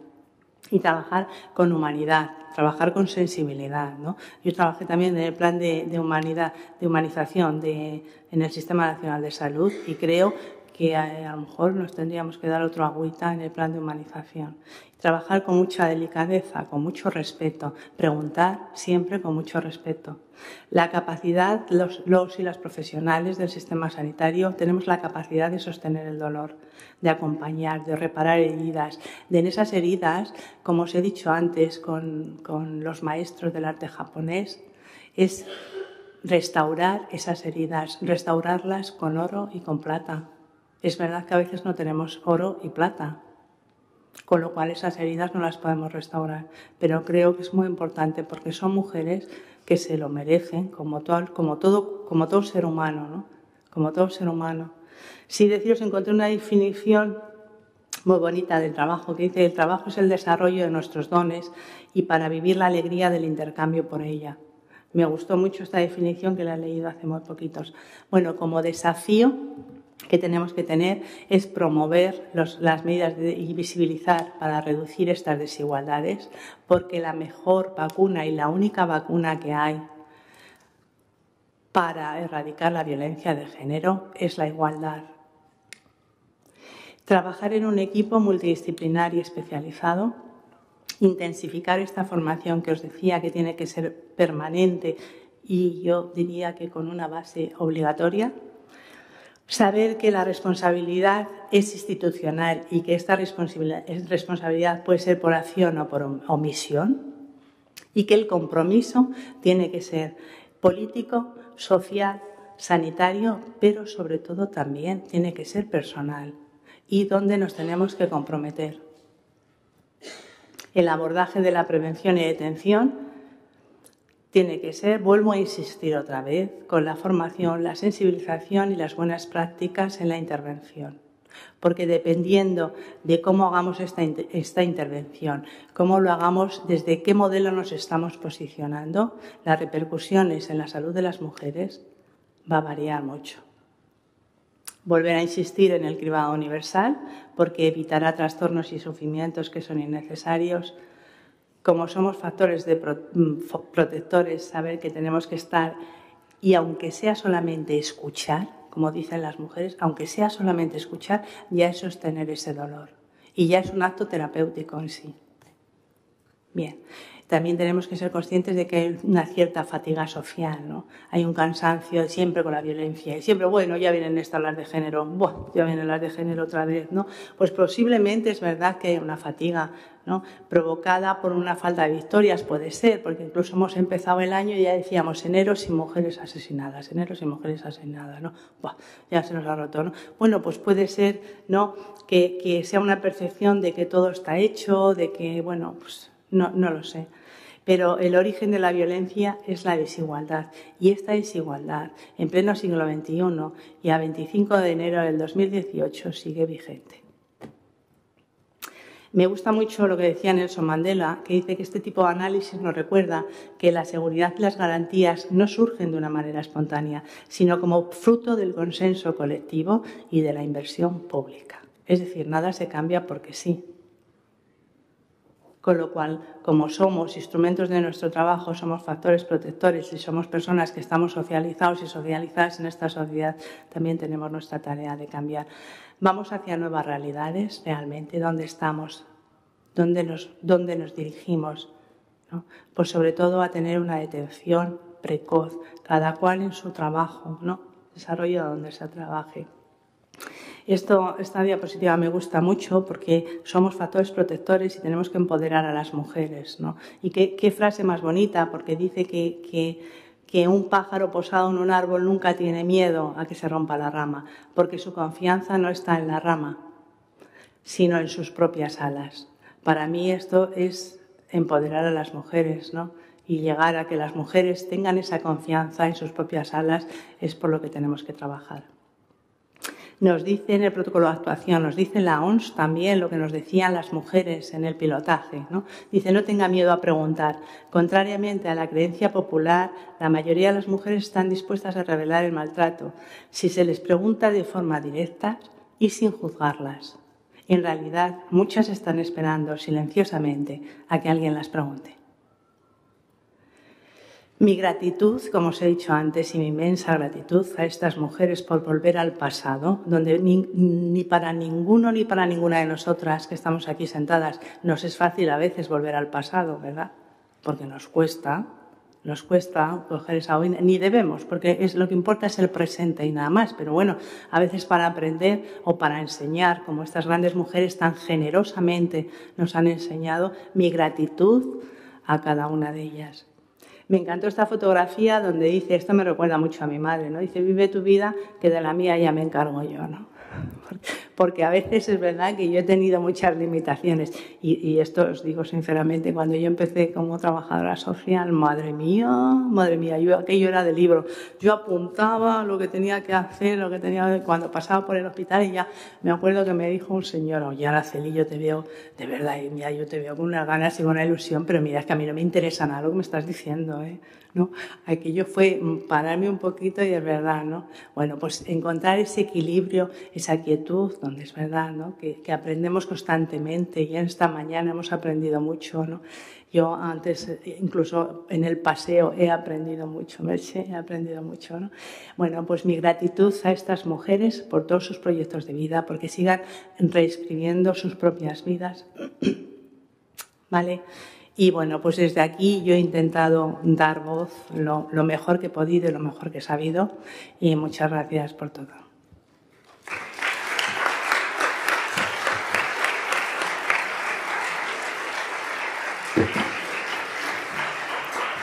Bueno, pues muchísimas gracias, Araceli, pues porque has hecho todo un recorrido, ¿no? Nos has ido llevando.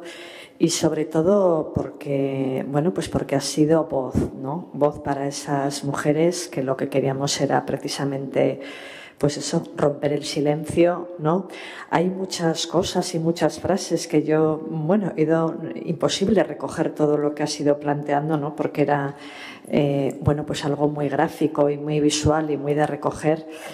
Y bueno, pues desde este consenso colectivo, ¿no? Y de esta inversión pública que también, ¿no?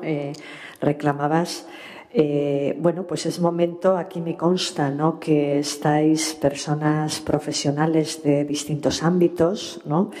Y con este mensaje, ¿no? Que que has repetido, porque a veces nos toca repetir, ¿no? Muchas veces de que indudablemente somos factores protectores, ¿no? Y que tenemos que de alguna forma impulsar.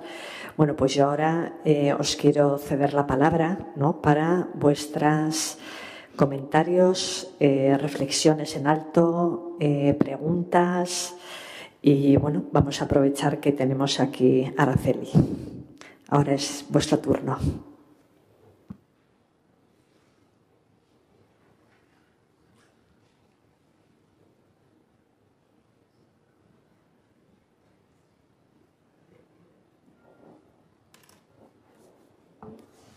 No pasa nada, por no preguntar tampoco. No pasa, pero si alguno o alguna quiere reflexionar o contar la experiencia que ha tenido con estas mujeres, si ha sido consciente siempre de detectar estos malos tratos o no, ¿no? ¿Tenéis experiencia también de eso? ¿Os habéis parado a reflexionar? Oye, yo he detectado estos malos tratos en estas mujeres, por ejemplo. Sí.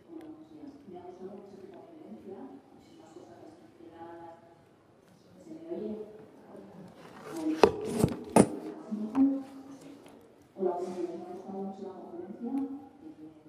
Como profesionales de los servicios sociales y de la salud, reflexionar sobre si somos conscientes de dónde estamos, qué hacemos, eso lo digo del prójimo. Y a ver, quería comentarte, a mí hay un tema que siempre me preocupa y es la violencia contra las mujeres, pero ya a nivel del asesinato. Y me acuerdo de Blanca Márquez, que la que mataron el año pasado en Doblada. Y no solo la mataron, sino su pareja se lo tiró al río. Una mujer pasó por ahí y denunció que había visto una mujer. Tengo muchísimas dificultades con el tema de la mujer, que fue el asesinato, el tema libros en todos los sentidos. Una mujer también denunció que la había visto a veces un cadáver o una cosa por en la manta a la policía municipal de Bogotá. No hicieron nada. Al día siguiente esa mujer fue y denunció. O sea, todo el tema de las mujeres que no solo nos matan, nos tiran al río, o sea, y toda la violencia institucional y todo lo que hay alrededor. Y para mí, pues mi parte me sigue matando, porque es que no hacemos nada. Hacemos ni manifestaciones, ni comunicados, ni protestas. Todos los que estamos concentrados con el tema somos concentrados, pero hasta ahí. Y la violencia suma y sigue, vamos. En general, Eso por un lado. Y luego quería preguntarte si has entrevistado a alguna mujer dentro de este contexto de violencia de pareja, violencia de género, sean mujeres mayores o no, algunas de estas mujeres que hay que en ese contexto de violencia, ellas asesinaron a su pareja. No, personalmente no. Personalmente no conozco a ninguna. No. Dices en defensa propia, ¿no? ¿Se entiende? Sí, hay varios casos de mujeres sí, que mataron pero que yo haya entrevistado, no. Sí, o si tenéis algún estudio o datos igual, pues más cercanos que los que tenemos aquí, pero son importantes los que tenemos por la prensa. Ya, no. Me ha gustado muchísimo tu conferencia. Muchas gracias. La importancia del arte, la importancia de los pequeños detalles, ¿no? En el trato con estas mujeres y que no son víctimas, que son supervivientes. Sí. Y que tenemos mucho que aprender de ellas. Totalmente. Yo en el contexto de mujeres cuidadoras, como que trabajo con ancianos, entonces como eso, estas mujeres muy mayores que están cuidando de los maridos y están tan enfermos o menos quizás que ellas, pero ellas ahí sigan manteniendo la casa, todo en ese contexto conozco. Sí. Bueno. Gracias a vosotros, a vosotras. Bueno, por lo menos nos vamos con una agüita, ¿no? Nos vamos con el agua, ¿no? Pues eso es importante, ¿no? Aunque sea solamente parar, ¿no? Parar un momento, saber dónde estamos y reflexionar, ¿no? Cómo está siendo nuestra intervención. Cada cual, ¿no? Cada cual donde esté, y no pasa nada. Y a mí siempre me gusta dar un mensaje esperanzador, ¿no? Me gusta ser siempre muy positiva, dentro de que vayamos viendo lo que hacemos mal, ¿no? Porque yo a veces me paro y soy consciente de que he hecho cosas mal, no pasa nada, ¿no? Pero sí que es modificar todo lo que he hecho mal. Si no me paro y no soy consciente de cómo estoy haciendo mi intervención, sobre todo en estas mujeres, no voy a poder modificar nada, ¿no? Como nuestro objetivo es llegar a la igualdad, cada cual donde esté, cada cual, solamente con un granito, como me decía, ¿no?, una de las mujeres. Me levanto por las mañanas, porque una de ellas había perdido 2 hijas, me levanto por las mañanas y cojo un grano de arroz. Y cojo ese grano y le dejo, porque le visibilizaba el grano de arroz, ¿no? Y para ella eso ya era vivir el día, ¿no? Pues se aprende con todo, ¿no? Y lo importante es que vivimos en un proceso donde realmente hemos sido socializados y socializadas y venimos con cargas y con maletas llenas de unos mandatos, sin ser conscientes de ellos, ¿no? Yo misma, y a día de hoy, y con mis años, y con mis muchos años de profesión, porque, como os he dicho, he trabajado desde muy joven, pues tengo mis cargas, claro que las tengo. Y lo importante es ser conscientes de ello. Perdona, sí. Yo quería hacer una pregunta.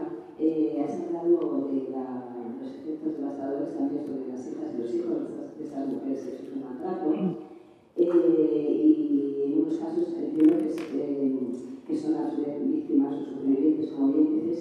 En otros casos, a mí también me preocupa el hecho de que algunas hijas y hijos imitan el comportamiento de los padres y entonces convierten a su vez en maltratadoras o maltratadores, incluso de la propia madre, ¿no?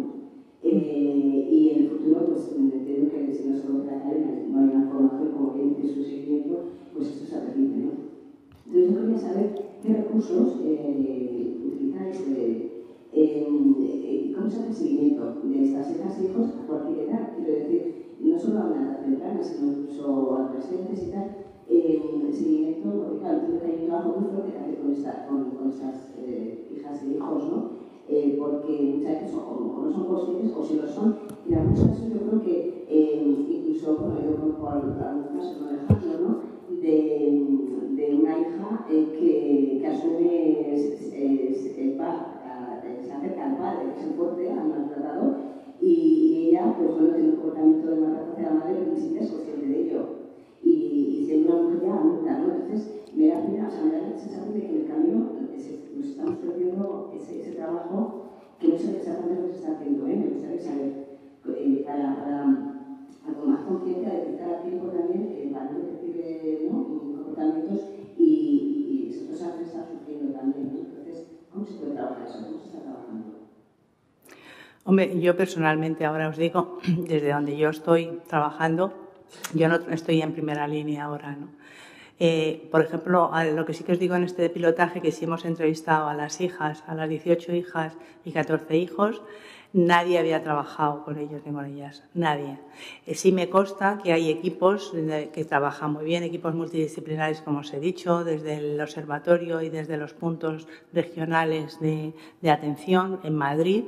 Bueno, pues sí atienden. Es verdad que sabéis que se ha modificado la ley en el 2015, donde se consideran víctimas, pero hasta entonces no se consideraban víctimas, con lo cual, ¿cómo se iba a tratar? ¿Sabes? Es más, se ha empezado a registrar, creo que ha sido, ¿en qué año ha sido? ¿En el 14 a menores o en el 11 o en el 14 a menores? No me acuerdo ahora en qué año. Pero ni siquiera se recogían los datos estadísticos. Entonces, bueno, es como os he dicho, donde ahora efectivamente se consideran testigos, ¿no?, de malos tratos, hoy víctimas de malos tratos, pero hasta entonces han sido testigos y antes pues nada, no importaba, ¿no? Se trabaja poco. O sea, se está trabajando en el protocolo, Sí. Las personas que llegan sí se trabaja, y me consta que se trabaja muy bien dentro de estos equipos, que conozco a los equipos y que nos reunimos una vez al mes.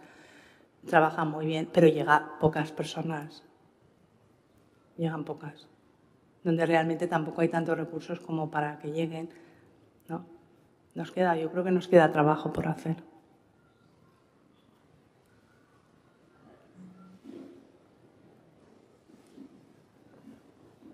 Yo me pregunto, como habéis puesto ahí todo lo que es la realidad de género, que tiene unos datos mucho más amplios en la parte de abajo, ¿hasta qué punto desde las estadísticas que se presentan, sobre todo institucionales en los medios de comunicación, el hecho de la consideración de víctima solo a las personas que mueren como consecuencia de la violencia no ayuda a invisibilizar muchas manifestaciones de la violencia que al final parece, si Se está hablando de que hay que trabajar sobre la base, pues si solo se considera la parte más dramática, todo lo demás parece que se queda fuera. Sí. Sí. Hombre, yo creo, la verdad es que nos queda mucha investigación que hacer, ¿no? Muchos estudios científicos donde poder demostrar realmente todo eso que dices, ¿no? Porque es verdad. Pero era como nadar un poco contracorriente. Cuando no había, sabéis que hasta la ley de igualdad, la ley del 2007, no se recogían los datos, no se diferenciaban de sexo, no se recogían los datos desagregados por sexo. Entonces, cuando se llegaba a la hora de investigar, tampoco se podía investigar. Es muy importante eso que dices porque es verdad. Pero bueno, de alguna manera, pues por algo había que empezar, ¿no? Incluso ahora sabéis que ya se van a recoger los datos desde el 2016 de todas las mujeres que han sido asesinadas, ¿no? por malos tratos, por violencia, ¿no? No de género, sino todas. Luego yo creo que se va avanzando, que son pasos, pero son pasos muy cortitos y donde, bueno, yo creo que realmente tendremos que investigar, seguir avanzando, porque es verdad eso que dices, pero... Sí, a mí me gustaría saber, igual nos explica, ¿por qué os planteasteis hacer un estudio de violencia con mujeres mayores? ¿Por alguna cosa? Porque son más vulnerables. ¿Habéis objetivado algo para ello? Para un poco esta presentación. Y luego también me gustaría saber si entre la mujer que participó, que tenía 56 años, a las de más edad, como las de 80, si detectasteis alguna diferencia en su forma de vivir esa violencia o de vivirla o de expresarla. Porque yo sé que hay día cuando se ha apuntado un poco a una de las escuchas desde los servicios de salud. Es verdad que una persona mayor, ¿no? Cuando ha ido al psiquiatra con 80 años, no se le ha recogido esa demanda, ¿no? Pero si hubiera una incapacidad por parte de las personas mayores de poder hacer cambios o análisis o expresiones de sentimientos, ¿no?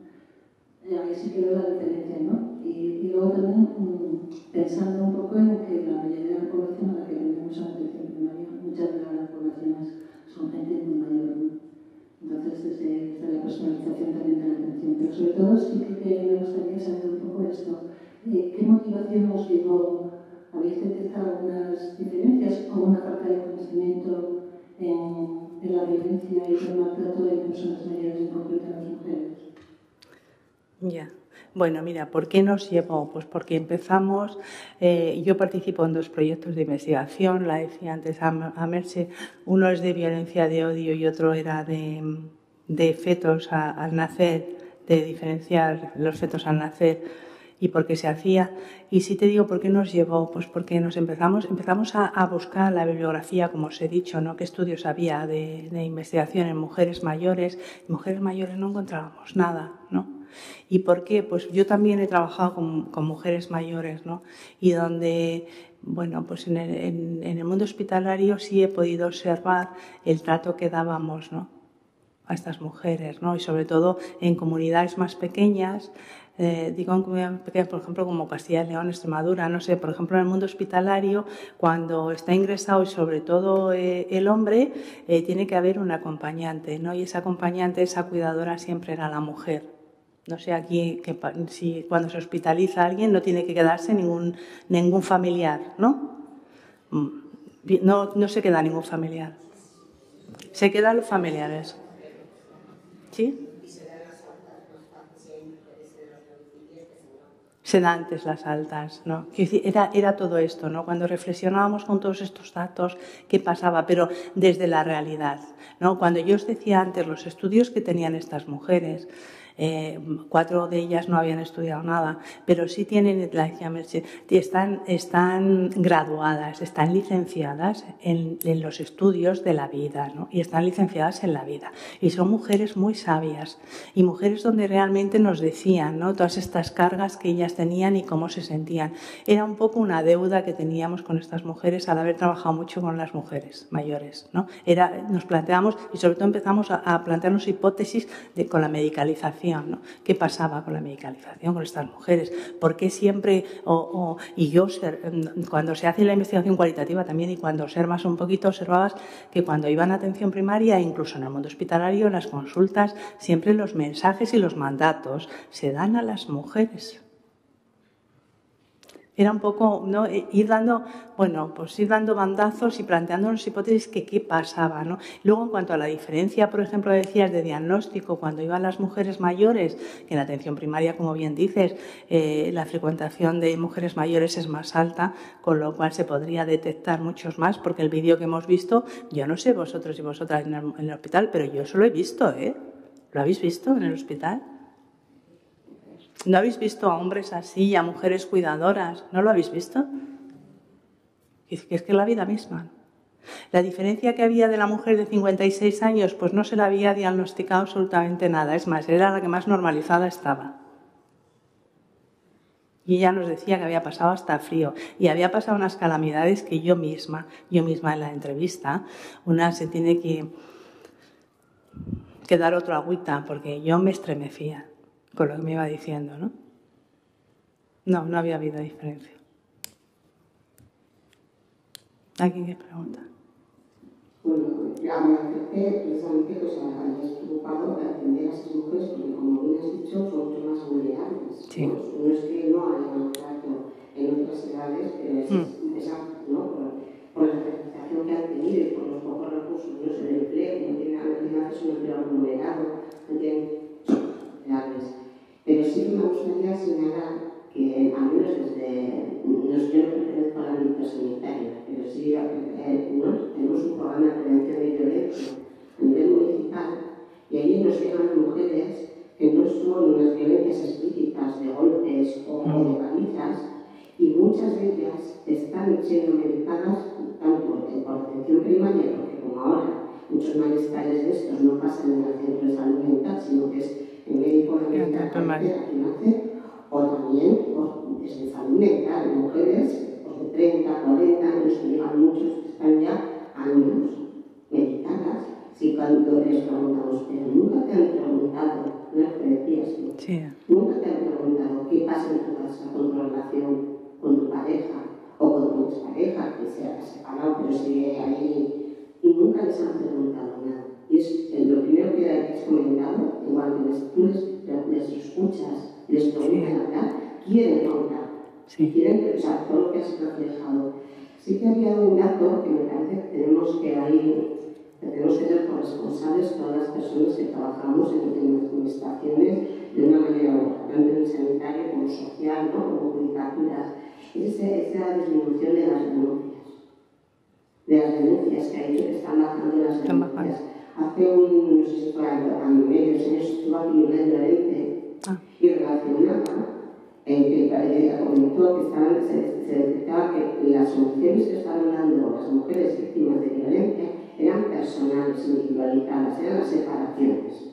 ¿Por qué? Porque el sistema, cuando le decimos denuncia, ve lo que hace es pegarle con la puerta de las narices. Me da igual, sea en el ámbito de parejas, en las agresiones sexuales, sean los medios de comunicación, las judicaturas, los centros, todo, generalmente, lo que hacemos es cuestionar a ellas y en realidad muchas de ellas dicen, si no sé, haga la denuncia. Y no nos preocupa eso.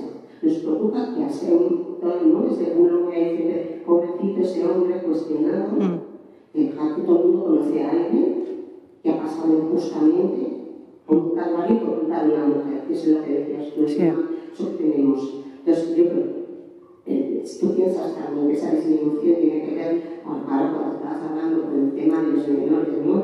Las menores y los menores que están ya recogidos en la ley, preguntar a Juana cómo están sus hijos recogidos en la ley. O sea, es una bofetada que la Fiscalía todo lo que pide, omitiendo que esa mujer es víctima de violencia y que sus dos hijos que están en Italia son víctimas de violencia, han sido desamparados. Pues eso que tiene esa repercusión. O, por ejemplo, el caso que ahora no está tan en boga, ¿no?, de Diana Kerr y esta de Castillo, ¿no? Bueno, que lo que realmente está movilizándose es para la pena de cárcel, que no se está movilizando toda una serie de cuestiones por qué ha habido esas agresiones, esos asesinatos, ¿no?, a las mujeres por ser mujeres, no por ser ni niñas. Entonces, realmente estamos viviendo que aunque hemos avanzado, y lo comparto, ¿no?, que hay también una reacción patriarcal del machismo. Es que es difícil, que es muy difícil. Y las mujeres, pues yo en la trabajar ahora de denuncia, no sé si piensas tú igual. Sí, sí, hombre, es importante, es verdad que vamos avanzando, pero bueno, es que, claro, romper con todo el sistema patriarcal es muy difícil, ¿no? Y entonces yo creo que es ir avanzando paso a paso, ¿no? Y sobre todo, es verdad, con optimismo, porque yo aquí os he presentado cosas, lo que os decía, ¿no? Pero siempre con optimismo, sí. Lo importante, sé que ayer se presentaron 75 organizaciones, se han presentado, sobre todo el caso de Ana Juana, la has visto, ¿no? De mujeres feministas que se han presentado para decir verdaderamente que aquello es una barbaridad lo que se ha hecho. Cuando esta mujer presentó la denuncia en el 2016, cuando todavía no se ha hecho absolutamente nada y cuando ya está sentenciada. Vamos, yo sinceramente lo veo como una barbaridad, pero sí que sé que hay mujeres que están empujando muchísimo y están luchando mucho, ¿no? Entre ellos ayer mismo, me mandaban esta mañana que 75 organizaciones estaban en ello. Sí. Lo de la denuncia, pues no te sé decir. No te sé decir. Porque, hombre, lo importante es que ya no haga falta una denuncia para que la mujer pueda acudir, ¿no? Como antes. Yo creo que también esas pequeñas cosas también positivas, también hace falta reforzarlas, ¿no? Pero sobre todo ser conscientes de que en el sistema en el que vivimos, donde hemos sido pues socializados y donde se nos ha emergido desde que hemos nacido, pues todo eso cuesta, evidentemente los cambios cuestan mucho, cuestan, sea donde sea, ¿no? Pero bueno, yo soy muy optimista, no me rindo nunca, porque como yo digo siempre, soy insistente social, de siempre he sido una insistente social y no me he rendido nunca. Es decir, yo lo puedo hacer mejor, lo puedo hacer peor, me puedo equivocar, pero lo importante es intentarlo, ¿no? Y yo creo que desde ahí es desde donde nos tenemos que mover, cada cual. Yo sé que hay trabajos muy, muy bien hechos, muchísimo, ¿no? Hay gente que trabaja sola y que trabaja... Bueno, pues eso es importante. Quedarnos siempre con lo positivo para avanzar y sobre todo conseguir la igualdad, que yo creo que está costando, porque es que son muchos privilegios los que hay que cortar. Entonces... ¿no? Es como una tarta, ¿no? Guardada en el frigorífico, pues ¿quién se la va a comer? Si me la estoy comiendo yo todos los días y ahora vas y me la quitas, pues claro, es una pérdida de privilegio.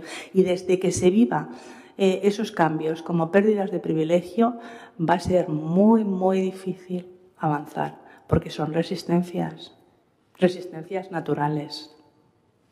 Digo naturales, entre comillas, se entiende, ¿no?